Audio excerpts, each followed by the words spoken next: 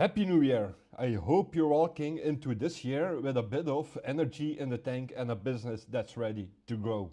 And if you're not feeling ready yet, that's totally fine.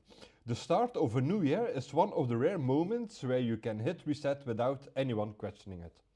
New budgets, new goals, new projects, and that also means a fresh chance to fix the IT things you've been quietly tolerating. Because let's be honest, most growing businesses don't get held back by lack of ambition, they get held back by small daily friction. Passwords that live in someone's head, files scattered across email attachments, laptops, that one shared folder, and a Teams chat from 6 months ago. A backup that exists but hasn't been tested since the day it was sold. A laptop that still works right up until it doesn't. And then suddenly the whole team is waiting. None of that feels like strategy, but it becomes strategy the moment it blocks revenue, slows hiring, or turns a simple incident into a week of chaos. So, for this New Year episode, I want to give you something practical. A simple way to run a 90-day IT reset. Without turning your company into an IT project, not a big migration for the sake of it, not a shiny tool you don't need, and definitely not a plan that assumes you have an internal IT department. This is about stabilizing the foundation so growth becomes easier and not harder. Let me start with a scenario I see constantly. A founder hires 3 new people in 1 month. Great growth moment, but onboarding becomes a mess. Who creates the accounts? Who grants access? What tools do we even use? Where are the company files? What's the naming convention? What's the process for shared passwords? And what happens when someone leaves? The founder ends up being the human router for every question. That's not leadership failure, that's missing structure. And structure is the most underrated IT upgrade you can make. If you want a new year win that you feel immediately, it starts with ownership. Not who is the IT person, but who owns decisions. When something breaks, everyone knows who to ask. When you buy a tool, someone owns the contract, the security settings, and the renewals. When you create a new process, someone is responsible for keeping it alive. In small businesses, that owner is often not a full-time IT. It might be an operations lead, a founder, or a trusted team member with the discipline to keep things tidy. The point is, if everyone owns IT, nobody owns it. And the company drifts into a tool sprawl. Once ownership is clear, your next move is to reduce identity chaos. If your business uses Microsoft 365 or Google Workspace environment, your identity platform is already there. The question is whether you're actually using it properly. This is where I put your first reset energy. Get MFA turned on everywhere. And not just on the admin accounts, every mailbox matters. Every shared account matters. Every cloud app that can be fished matters. And while you're at it, stop allowing easy mode. Sign ins as your default. A lot of small companies still rely on simple passwords, reused passwords, and exceptions that were made during a busy week and never revisited. Those exceptions become the open windows criminals walk through. And if you're never experienced a phishing incident, it can feel like paranoia. But the modern reality is that attackers don't need to hack you in a movie style way. They just need a moment where someone is tired, distracted, and clicks the wrong things. When that happens, the damage isn't only financial, it's time, trust, and momentum. And momentum is everything in a growing business. Here's what I recommend as a very realistic New Year target. Make logins boring. Boring means consistent MFA, passwords managed properly, and no mystery accounts. Use a password manager like Bitwarden, 1Password, or Keeper, not because it's trendy, but because it eliminates tribal knowledge risk. And please don't keep shared passwords in a spreadsheet named Passwords Final Version 3. If you're listening to this while smiling nervously, you're not alone. Fixing this is one of the fastest ways to lower risk without spending the big money. Now let's talk about the data. Because data is where the real pain lives when things go wrong. Most businesses believe that they have backups because their data is in the cloud. That's the most expensive misunderstanding in modern IT. Cloud platforms protect their infrastructure. They don't automatically protect you from human mistakes, malicious deletions, ransomware sync, retention misconfiguration, or oops, I deleted the wrong folder. This is why I want you to treat backup as a separate business process, not a checkbox. A good New Year move is to do a simple backup truth test. Pick one folder that matters, one mailbox that matters, and one critical system like your accounting data or CRM exports. Then ask one uncomfortable question. If this disappears today, how fast can we get it back and who can actually do it? If the answer is vague, you don't have a backup plan, you have hope. And hope is not a disaster recovery strategy.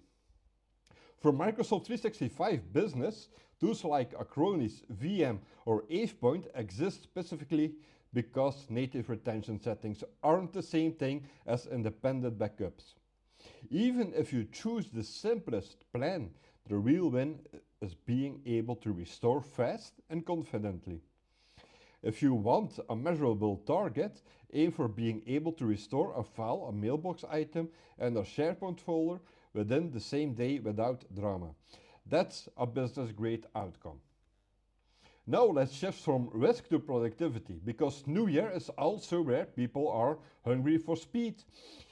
This is where I see companies lose time every single day. File organization and collaboration habits. It's about whether you use Teams or Slack.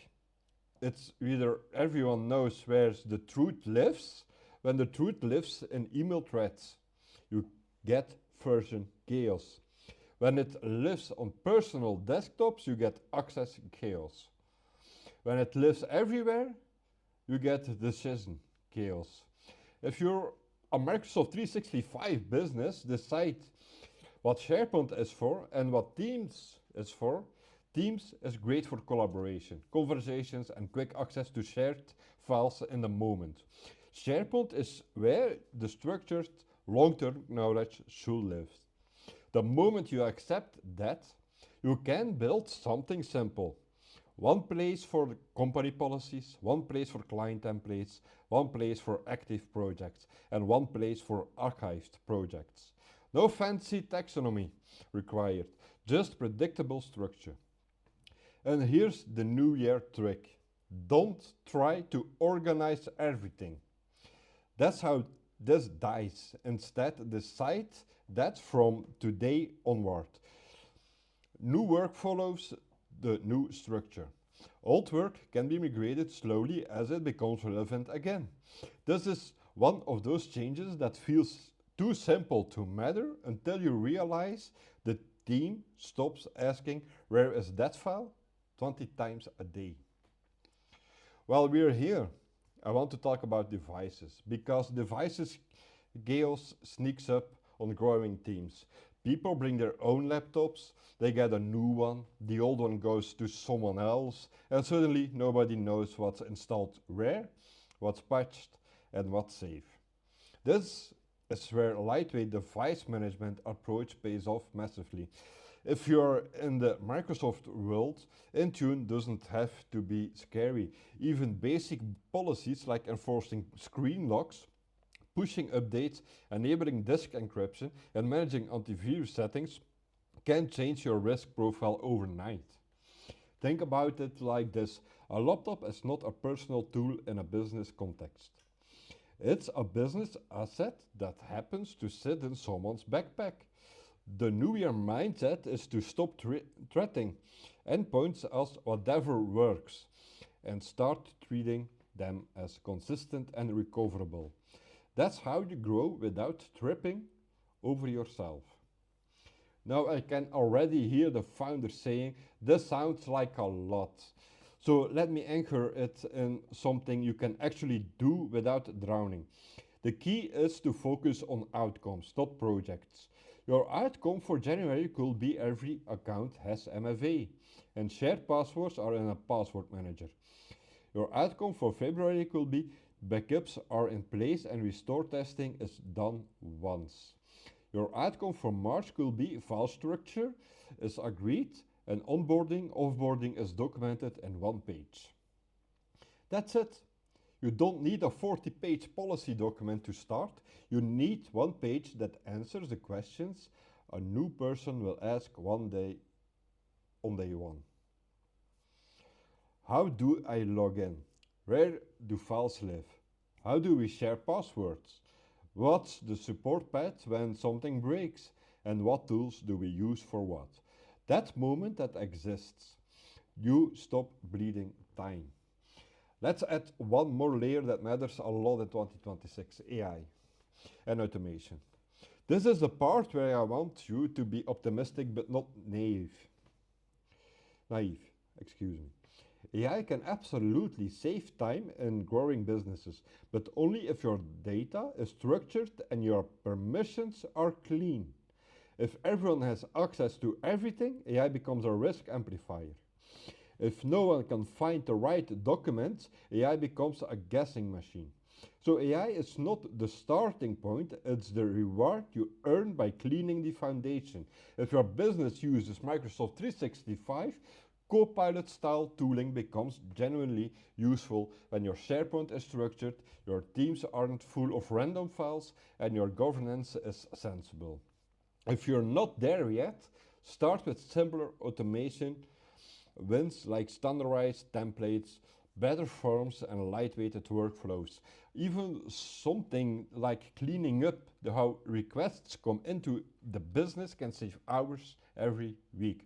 The point is, don't buy AI to fix chaos. Fix chaos so AI can multiply the value of your work. There's also a financial angle to this reset that I don't want you to ignore. IT budgets in small businesses usually feels like a pile of subscriptions. One of the best New Year moves to do is a subscription sanity check. Not to cut everything, but to align spend to value. If you're paying for tools nobody uses, that's not just wasted money, it's complexity tax.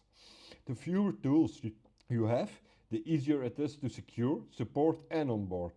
Growth companies don't win because they have the most tools. They win because they use the right tools consistently. And finally, let's talk about the part people avoid. The what if. What if someone leaves suddenly? What if you lose a laptop? What if your mailbox gets compromised? What if your invoices get redirected by a fake bank account email? The companies that handle this well aren't necessarily the most technical. They are the ones who made simple decisions before the crisis. Who owns admin access, where the recovery codes are stored, how you reset credentials, who you call, how you communicate internally. That's what separates a bad day from a bad month. So here's your New Year takeaway. And I want it to feel doable. Pick one foundation win you can complete in the next 2 weeks and make it non-negotiable. If you're not sure what to pick, go with the MFA everywhere and a proper password manager because that one alone blocks a shocking number of attacks. Then pick one resilience win for a month after that, independent backups with a restore test. And then pick a productivity win, a basic file structure and one-page onboarding guide. If you do those three things across the first quarter, you feel it. Fewer interruptions, fewer surprises, faster onboarding, fewer where is that moments, and a lot more confidence when you grow. Alright, that's it for today. A happy new year again, and here's to a year where your IT stops being a source of friction and starts being a quite advantage. If you want more episodes like this, stick around. This is IT for Growth, and where we are building smarter, calmer, and more scalable businesses together.